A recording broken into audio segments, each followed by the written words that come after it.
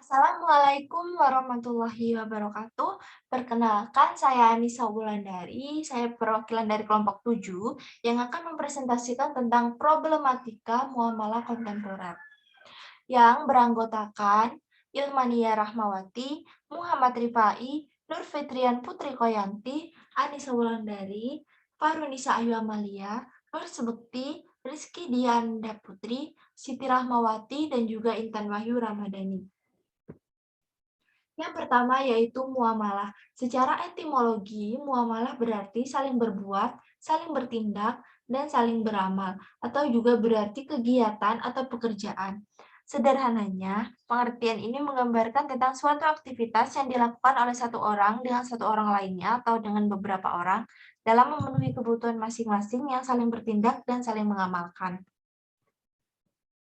Menurut Muhammad Usman Syubair, muamalah berarti hukum syar'i yang mengatur hukum manusia di bidang harta benda seperti jual beli, sewa menyewa, wakaf, hibah, atau hadiah, baik itu dalam bentuk harta bergerak maupun tidak bergerak, rahen, perjanjian utang piutang, hiwalah, pengalian utang piutang dari pihak pertama ke pihak kedua, dan lain sebagainya.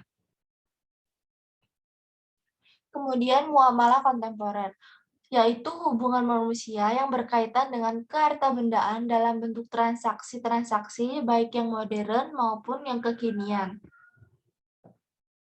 Di sini kami mengambil contoh muamalah kontemporer, yaitu yang pertama hukum dari COD, yang kedua hukum reseller, yang ketiga hukum marketplace, yang keempat hukum YouTuber. Yang pertama yaitu COD atau cash on delivery. Merupakan suatu metode pembayaran dalam jual beli online di mana konsumen membayar barang pada saat barang yang dipesan tiba di alamat pembeli atau di suatu tempat yang disepakati penjual dan pembeli untuk melakukan transaksi.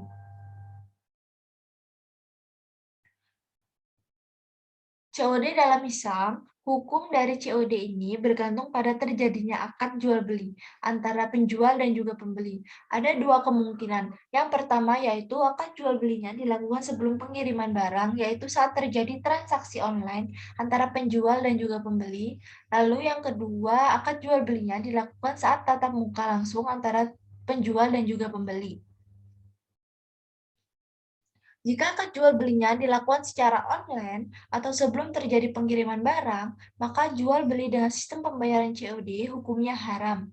Karena pada saat terjadi akad jual beli online tersebut, pihak penjual dan pembeli sama-sama berhutang, yaitu saat transaksi penjual belum menyerahkan barangnya dan pembeli juga belum membayarkan uangnya.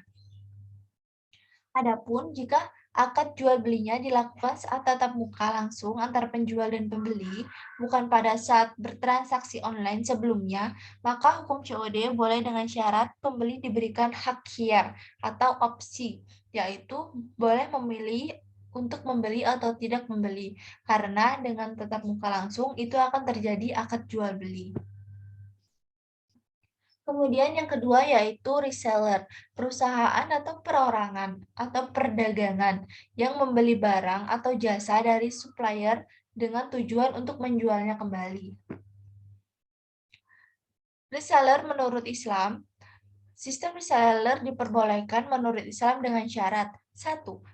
Menjual produk halal, yang kedua menjual produk yang jelas, yang ketiga berjualan dengan jujur, yang keempat barang sudah dimiliki, yang kelima terdapat akad jual beli.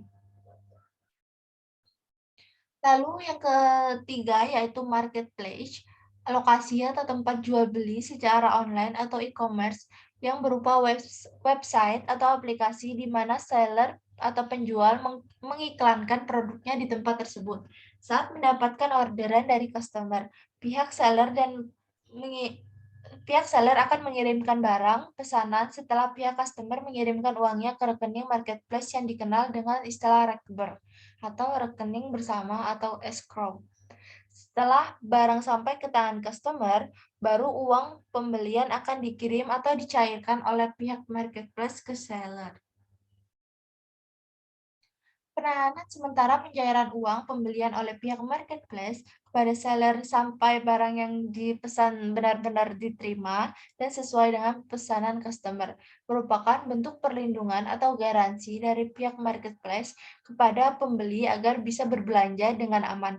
Hal ini dilakukan untuk mengantisipasi berbagai hal yang tidak diinginkan, seperti barang tidak dikirim atau kiriman tidak sesuai dengan pesanan, dan yang lainnya. Jika hal ini disepakati oleh penjual dan pembeli, maka sah. Kemudian yang keempat yaitu YouTuber. Pekerjaan yang membuat konten video di YouTube untuk menarik penonton yang kemudian akan menghasilkan uang.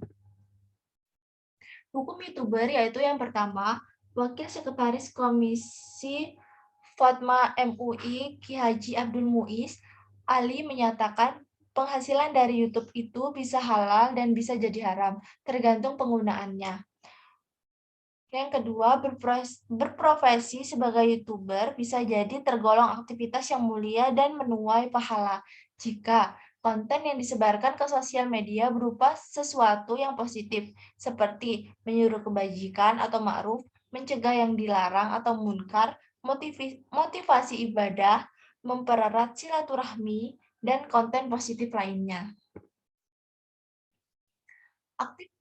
Aktivitas profesi YouTuber bisa menjadi terlarang atau haram jika konten yang disebarkan ke sosial media memuat sesuatu yang negatif. Contoh, menyebarkan berita bohong atau hoax.